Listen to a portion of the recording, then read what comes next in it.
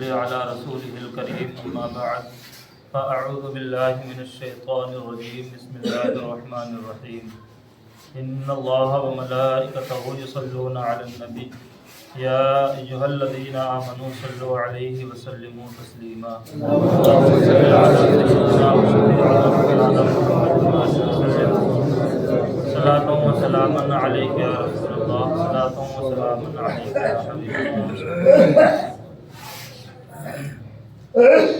حضرات، کل ہم اور آپ نے کچھ اصطلاحات کی تعریف کو ملاحظہ فرما لی اور وہ یہ کیا تھا کہ کل ہم نے یہ سنا تھا کہ فرض کسے کہتے ہیں، واجب کسے کہتے ہیں، مکروہ تحریمی اور مکروہ تنزیہی کسے کہتے ہیں، سنت موقدہ اور سنت غیر موقدہ کسے کہتے ہیں، مستحب اور مباح کس چیز کا نام ہے، کس کے کرنے پر ہمیں ثواب ملتا ہے، کس کے کرنے پر ہمیں گناہ ملتا ہے اور کس کے کرنے پر نہ گناہ اور نہ ہی کوئی ثواب ملتا ہے.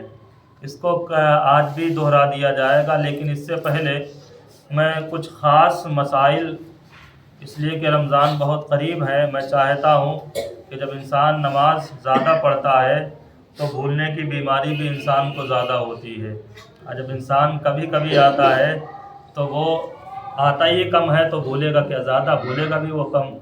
یہ بھولنے کی بیماری بھی اسی انسان کو زیادہ ہوتی ہے جو انسان زیادہ تر مسجدوں میں آیا کرتے ہیں، سمجھ گئے نا. انسان ہمیشہ پیچھا اسی کا کیا کرتا ہے جس کے پاس مال ہوا کرتا ہے، اور جس کے پاس مال موجود نہ ہو شیطان اس کا پیچھا نہیں کرتا ہے.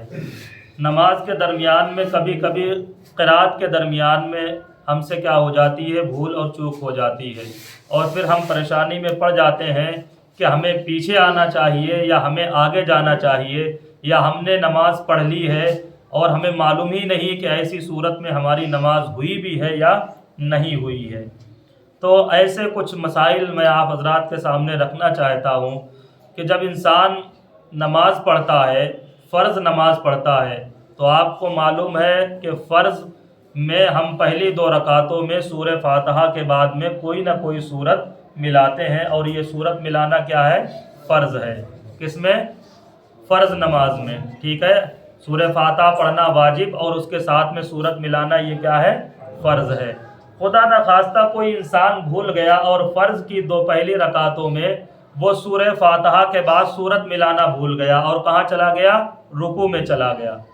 اب رکوع میں جانے کے بعد میں اسے یاد آیا کہ میں نے ابھی کوئی سورت سورہ فاتحہ کے ساتھ میں نہیں ملائی ہے، تو ایسی کنڈیشن اور حالت میں وہ انسان کیا کرے گا. یہ کیا ہوا، مسئلہ پیدا ہوا کہ سورہ فاتحہ کے بعد میں سورت ملانا وہ بھول گیا، کس میں، فرض کی پہلی 2 رکعتوں میں. اور کہاں پہ اسے یاد آیا، رکوع میں. جب پہنچ گیا تب اسے یاد آیا. دیکھیے، رکوع میں پہنچنے میں یاد آنے کی کنڈیشن الگ ہے، اور رکوع کے بعد میں اگر یاد آیا تو اس کی حالت الگ ہے. اگر اسے یاد آ جاتا ہے کہاں پر، ابھی وہ رکوع کے درمیان میں تھا، رکوع میں اگر اسے یاد آ گیا تو فوراً وہ کیا کرے گا، کھڑا ہو جائے گا. سمجھ گئے نا. یاد کہاں پہ آیا، رکوع کے اندر، اور اسے یاد آیا کہ ابھی میں نے سورہ فاتحہ کے ساتھ میں کوئی سورت نہیں ملائی ہے، اور کیا رکوع میں پہنچ گیا ہے، تو پھر وہ کیا کرے گا، فوراً کھڑا ہو جائے گا. کھڑا ہو جانے کے بعد میں وہ کیا پڑھے گا، سورت ملائے گا، اور سورت ملانے کے بعد میں پھر دوبارہ رکوع کرے گا، اور آخر میں جب اس کی نماز مکمل ہوگی، یعنی جب تشہد میں ہوگا قاعدہ عقیدہ میں، تو پھر وہ کیا کر لے گا، سجدہ سہو کر لے گا، اس کی نماز مکمل ہو جائے گی. مسئلہ سمجھ میں آ گیا کہ فرض کی پہلی 2 رکعتوں میں ہمیں کیا پڑھنا تھا، سورہ فاتحہ کے ساتھ الحمد شریف کے ساتھ میں کوئی نہ کوئی سورت ملانا تھی، لیکن ہم بھول گئے اور پہنچ کہاں گئے، رکوع میں پہنچ گئے. رکوع میں ہی مجھے یاد آ گیا کہ میں نے سورت نہیں ملائی ہے، تو پھر کیا کرے، کھڑا ہو جائے، اور کھڑا ہونے کے بعد میں سورت ملائے، پھر رکوع کرے، سجدہ کرے، اور جب آخر میں قاعدہ عقیدہ میں بیٹھے تو آخر میں کیا کر لے، سجدہ سہو کر لے، اس کی نماز بلا شبہ مکمل ہو جائے گی. یہ صورت کب تھی کہ جب ہمیں رکوع میں یاد آ گیا تھا کہ میں نے صورت نہیں ملائی ہے. اب کیا ہے، دوسرا مسئلہ یہ بنتا ہے کہ ہم نے صورت نہیں ملائی اور ہم نے رکوع بھی کر لیا، رکوع کے بعد ہمیں یہ یاد آیا کہ ہم نے صورت نہیں ملائی ہے، تو پھر وہ کیا کرے، تو آپ پھر اسے کھڑا نہیں ہونا ہے، اس لیے کہ کہ جب رکوع بھی کر لیا، ایک فرض ادا ہو گیا، اب دوسرے فرض کی طرف جا رہا ہے تو پھر نیچے سے اوپر کی طرف آنا یہ کیا ہے؟ دشوار ہے، یعنی سنت سے واجب کی طرف نہیں آ سکتے اور واجب سے فرض کی طرف نہیں آ سکتے۔ اگر ایسا کوئی مسئلہ پیدا ہو گیا تو پھر یہ ہے کہ کمتر سے اس سے بڑے کے اوپر اٹھنا یہ کیا ہے؟ منع ہے۔ اب اگر اسے رکوع کے بعد میں یاد آیا، پھر وہ کیا کرے گا؟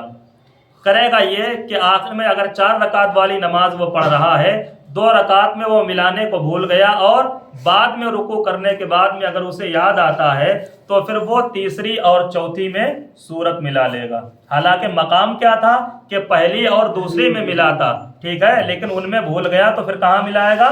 تیسری اور چوتھی میں ملا کر آخر میں سجدہ سہو کر لے گا۔ دونوں مسئلے سمجھ میں آ گئے کہ اگر رکوع میں یاد آ جاتا ہے تو کھڑا ہو جائے اور سورت ملا لے، رکوع کر لے، آخر میں سجدہ سہو کر لے، اور اگر 2 پوری ہونے کے بعد میں رکوع بھی کر لیا، اس کے بعد میں یاد آ رہا ہے کہ میں نے ابھی سورت نہیں ملائی ہے، تو پھر اب کھڑے ہونے کی تو گنجائش نہیں ہے کہ 1-2 مرتبہ سجدہ بھی کر چکا ہے، رکوع بھی کر چکا ہے، تو پھر اب کیا بچا ہے؟ 2 رکعت آخر میں بچی ہے، اسی میں وہ سورت ملا کے آخر میں سجدہ سہو کر لے۔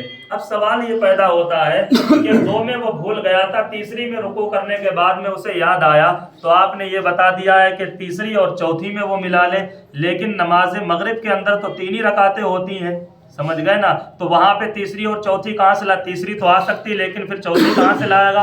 حالانکہ پہلی اور دوسری میں ملانا چاہیے تھا اور وہ دونوں نکل چکی ہیں۔ اب رکعت بچی ہے کتنی؟ 1، اور ہمیں ملانا کتنے میں تھا؟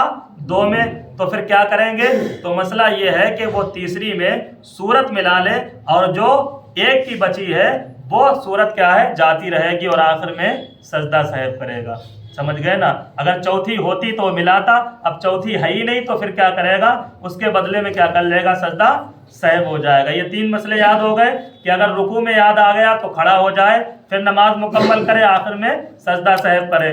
2 کے بعد میں یاد آیا کہ میں نے ابھی اور رکوع کر چکا ہے، سمجھ گئے؟ اب یاد آ رہا ہے تو تیسری اور چوتھی میں سورت ملا لے۔ اب مغرب میں 3 ہی رکعتیں ہوتی، 2 جا چکی ہیں، تو تیسری میں ملا لے اور 1 کی سورت کیا ہے؟ جاتی رہے گی، آخر میں کیا کر لے گا؟ سجدہ سہو کر لے گا۔ یہ مسئلہ کس کا رہا؟ فرض نمازوں کا مسئلہ رہا۔ یہی کنڈیشن اگر ہمیں سنت اور نفل میں پیش آتی ہے تو پھر ہم کیا کریں گے؟ سمجھ گئے؟ تو اس کے لیے مسئلہ یہ ہے کہ اگر ہم سنت میں سورت ملانا بھول گئے، اس میں تو سب میں ملائی جاتی ہیں، تیسری چوتھی پانچویں میں، اگر پہلی 2 میں ہم ملانا بھول گئے اور ہمیں رکوع بھی ہم نے کر لیا، بعد میں مجھے یاد آتا ہے، تو پھر آخر والے میں ملانے کی ضرورت کیا؟ وہ تو پہلے سے ہی ملائی جاتی ہے، سمجھ گئے؟ پہلی میں بھی ملائی جاتی، دوسرے میں بھی، تیسری اور چوتھی میں بھی ملائی جاتی۔ یہ تو مسئلہ اس میں ہے کہ فرض میں پہلی 2 میں ملائی جاتی ہے اور آخر والے میں نہیں ملائی جاتی ہے، لیکن سنت اور نفل میں تو ہر الحمد شریف کے بعد میں کوئی نہ کوئی صورت ملائی جاتی ہے۔ تو اس میں پھر ہم کیا کریں گے؟ تو اس میں یہ کریں گے، اگر پہلی 2 رکعت میں بھول جاتے ہیں اور رکوع کے بعد میں یاد آتا ہے تو کچھ نہیں کرنا ہے، آخر میں صرف اور صرف کیا کرنا ہے؟ سجدہ سہو کرنا ہے، ٹھیک ہے؟ اب مسئلہ ایسا پیدا ہوتا ہے کہ بیچارے بہت سارے لوگ ایسے ہیں کہ جو سورت انہوں نے پہلی رکعت میں پڑھی ہوتی ہے اور جب دوسری رکعت میں سورہ فاتحہ کے بعد میں انہیں کوئی سورت پڑھنا ہوتی ہے تو پھر ان کی زبان سے وہی سورت نکل جاتی ہے۔ ایسا ہوتا ہے کہ نہیں ہوتا ہے؟ تو ایسا انسان کیا کرے گا؟ یعنی جو پہلی رکعت میں سورت پڑھی تھی وہی دوسری رکعت میں پھر پڑھنا شروع کر دی، تو وہ اس سورت کو چھوڑے گا یا کوئی دوسری سورت پڑھے گا یا پھر اسی کو پڑھنا ہے؟ دیکھیے، اگر بھول کر وہی سورت شروع کر دی جو پہلی رکعت میں پڑھی ہے تو اب پھر اس کو چھوڑنا نہیں ہے بلکہ اسی کو پڑھنا ہے، اگر بھول کر کے ایسا ہوتا ہے۔ اور اگر کوئی جان بوجھ کر ایسا کرتا ہے تو وہ گنہگار ہوتا ہے، سمجھ گئے نا؟ اگر بھول کے ایسا ہوتا ہے اور اگر کوئی سورت دوسری اسے یاد ہی نہیں ہے تو نہ کوئی گناہ ہے اور نہ ہی کوئی حرج ہے۔ مسئلہ سمجھ میں آیا کہ پہلی رکعت میں مثال کے طور پر ہم نے کیا پڑھا؟ قل هو اللہ پڑھ لیا، ٹھیک ہے، اور دوسری رکعت میں ہمیں سورہ فاتحہ کے بعد میں پھر کوئی نہ کوئی سورت ملانی ہے اور پھر ہماری زبان سے کیا نکل گیا؟ قل هو اللہ پھر نکل گیا، تو پھر ہم کیا کریں گے؟ اگر جان بوجھ کر ہم وہی پڑھتے ہیں تو پھر کیا ہوتا ہے؟ गुनाह होता है। और अगर भूल कर ऐसा निकल जाता है, फिर मुझे याद आता है मैंने पहली रकात में भी तो यही पढ़ी थी और दूसरी में फिर यही पढ़ना शुरू कर दी, तो फिर अब उसे छोड़ने की इजाजत नहीं है, बल्कि क्या है, उसी को पढ़ना है। और आखिर में क्या कर लेंगे हम, सजदा साहिब कर लेंगे। कब है कि जब भूल करके ऐसा हो जाए। और अगर किसी इंसान को पूरी नमाज पढ़ने के लिए एक ही सूरत याद है तो फिर ना कोई गुनाह है और ना ही कोई हर्ज है। लेकिन ऐसे इंसान के लिए ये छुटकारा नहीं है कि पूरी जिंदगी वो अपनी एक ही सूरत से नमाज पढ़ता रहे, बल्कि उसे याद करने की कोशिश करना चाहिए। समझ गए ना? ऐसा नहीं कि मुझे याद नहीं, मेरे ऊपर कोई गुनाह ही नहीं है, तो वो याद करने की कोशिश ना करे। अच्छा, एक मसला और ऐसा पैदा होता है कि जब इंसान पहली रकात में क्या है कोई सूरत पढ़ता है और दूसरी रकात में उससे ऊपर की सूरत पढ़ना शुरू कर देता है, ठीक है ना। मिसाल के तौर पर हमने पहली में इन्ना आतैना पढ़ा और उसके बाद में कौन सी सूरत है, कुलिया है, ठीक है ना। उसके बाद में कुलिया है, तो या हमने पहले क्या पढ़ा, कुलिया पढ़ लिया, और उसके बाद में जब हम दूसरी रकात के लिए खड़े हुए तो उसके ऊपर की सूरत क्या है, इन्ना आतैना, जबकि हमें ये नहीं पढ़ना था, लेकिन भूल कर हमने उसके ऊपर की सूरत शुरू कर दी। फिर भी हमें छोड़ने की इजाज़त नहीं है, बल्कि उसी को पूरा करना ये हमारे लिए लाजिम व ज़रूरी है। मसला समझ में आ गया कि इंसान फ़र्ज़ अगर पढ़ रहा है और वो पहली 2 रकातों में सूरह फातिहा के साथ में सूरत मिलाना भूल जाए, रुकू में अगर उसे याद आ जाए तो फ़ौरन खड़ा हो जाए, ठीक है, और सूरत मिलाए, उसके बाद में जैसे नमाज होती वैसे नमाज पढ़े, आखिर में सजदा साहिब कर ले। और अगर ऐसी सूरत पैदा होती है कि उसे रुकू में याद नहीं आता बल्कि रुकू के बाद याद आता है, और 4 रकात वाली या 3 रकात वाली नमाज है, तो आखिर वाली 2 में वो सूरत के साथ में सूरह फातिहा के साथ सूरत मिला ले और आखिर में सजदा साहिब कर ले। और अगर मगरिब की नमाज में ऐसा वाक़या होता है तो तीसरी रकात में सूरत मिला ले और 1 रकात की सूरत है वो जाती रहेगी। और अगर सुन्नत नफल में ऐसा होता है तो इसमें तो हर रकात में सूरह फातिहा के साथ सूरत मिलाना पड़ती है, तो इसमें लौटने और पौटने की पीछे जाने की ज़रूरत नहीं है, बल्कि आखिर में क्या कर लेगा, सजदा साहिब कर लेगा। अच्छा, ऐसा होता है कि जो पहली रकात में सूरत पढ़ी वही दूसरी रकात में अगर भूल कर शुरू कर दी है फिर उसको छोड़ने की इजाज़त नहीं है, बल्कि उसी को मुकम्मल पढ़े। लेकिन अगर किसी को याद नहीं है तो कोई हर्ज नहीं, लेकिन वो याद करने की कोशिश करे। अगर ऐसी सूरत पैदा होती है कि पहले उसने ऊपर की सूरत पढ़ी और फिर उसके बाद दूसरी रकात में जब शुरू होता है तो उससे पीछे की सूरत पढ़ना शुरू कर देता है, हालांकि उल्टा कुरान पढ़ना जानबूझकर क्या है, हराम है। लेकिन अगर उससे भूल कर ऐसा हो जाता है तब भी वो ये ना सोचे कि मैं पिछली पढ़ना शुरू कर दिया था अब इसको छोड़ें, बल्कि उससे आगे वाली पढ़ने की कोशिश करें। ऐसा ना करें, जब शुरू कर दिया है तो फिर उसी को ख़त्म करना ये आपके लिए लाजिम ज़रूरी है, उसी को मुकम्मल करें और नमाज में आखिर में क्या कर लें, सजदा साहिब कर लें, आपकी नमाज हो जाएगी।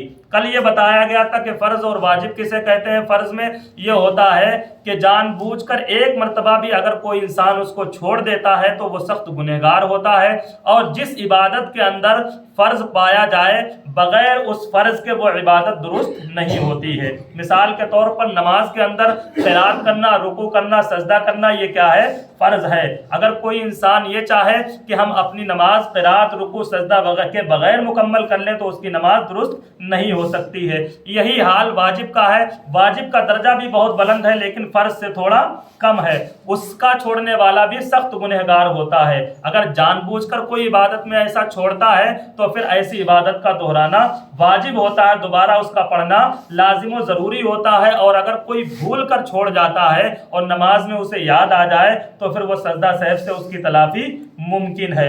अच्छा, सुन्नत मुअक्कदा का करना क्या है, सवाब है। और अगर इत्तेफाकन कभी कभार किसी से छूट जाए तो वो इताब का मुस्तहिक है और आदत बना लेने वाला मुस्तहिक अज़ाब है, ठीक है। सुन्नत गैर मुअक्कदा वो है कि जिसका करना तो सवाब है लेकिन अगर आदतन भी कोई छोड़ता है तब भी वो अदाब का मुस्तहिक नहीं, लेकिन शरअन वो चीज़ क्या है, नापसंदीदा है। अगर कोई ये जाने कि असर की तो सुन्नतें हैं, इशा की सुन्नतें हैं, ये क्या हो जाता है, नमाज को हल्का जानना हो जाता है। हालांकि नमाज कोई भी हल्की नहीं। वो अलग बात है कि किसी की ताकीद ज़्यादा है और किसी की ताकीद कम है, लेकिन शरअन ये भी नापसंदीदा है। अगर कोई इंसान बार बार छोड़ने की आदत बना लेता तो शरीयत को ये चीज़ पसंद नहीं है। अच्छा, मुस्तहब और मुबाह किस चीज़ को कहते हैं? मुस्तहब वो काम होता है जिसका करना तो सवाब होता है लेकिन छोड़ने पर कोई गुनाह नहीं होता है, और मुबाह ना करने पर कोई सवाब मिलता है और ना छोड़ने पर कोई गुनाह मिलता है।